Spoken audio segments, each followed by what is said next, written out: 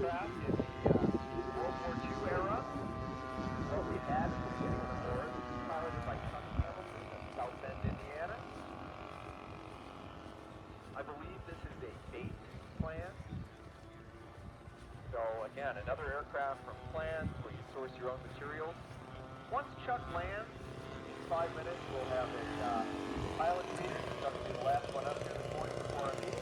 Oh, actually, there is a This gentleman is the from foam Stratford, Wisconsin. E-Flight Joe Mayer going up T-28. here 47.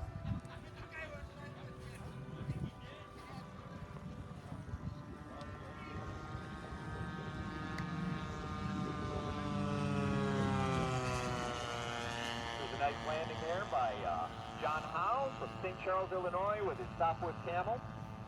We've got pilots from all over the Great Lakes area. Ontario, Wisconsin, Minnesota, Illinois, and of course, the Great Lakes state of Michigan. So, here's Joe Mayer with a 4.2 Sox-powered Robart P-47. This is a almost ready-to-fly aircraft developed by Robart over many years. So, Robart equipment throughout, a two-stroke 4.2 Sox engine. Nice throat roar out of that aircraft. Left to right. Meanwhile, here's Chuck Hamilton doing a victory roll with his Wildcat.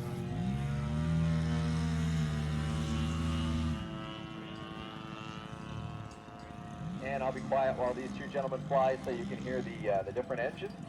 And afterwards, we're just going to have that brief pilots meeting followed by our national anthem. And then it's nothing but warbirds all day long until 5 o'clock.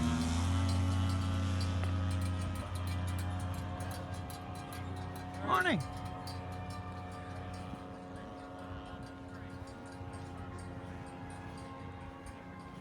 You just reminded me, I brought my iPad. It's in the car yet. What the hell's it doing there?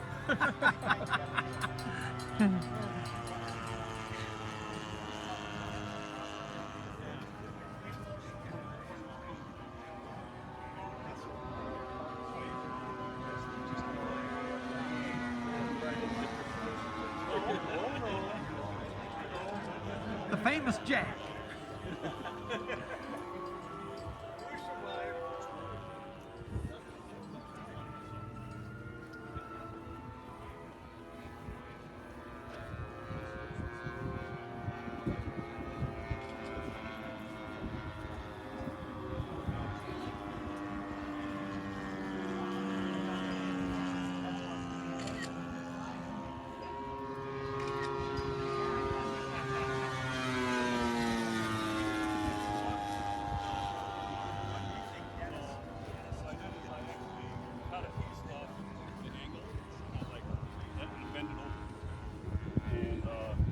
And it was still not quite enough. So I put a hole in the cowl right here and put the scale strip over it, and that did it. That was just what I needed. Perfect. And now I got like just enough. Just you know, enough. I noticed. I looked at it. Yeah, I flipped it once last night.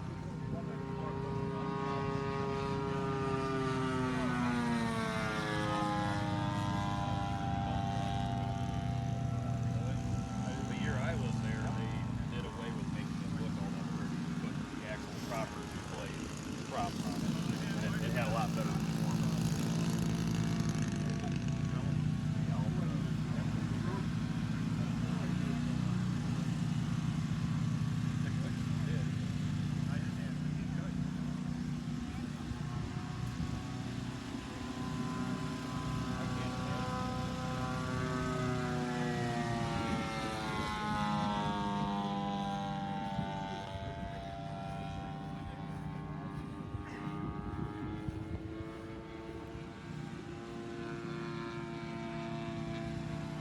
I'll put the hatch on it for you.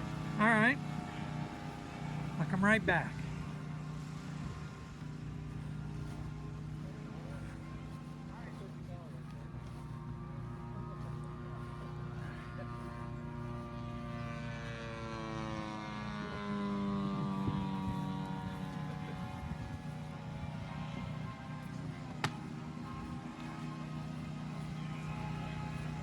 Whose kid is that?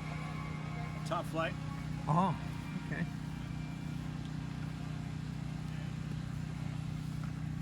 That's that new ARF then. Say what? That's that new ARF? Yeah. Yeah.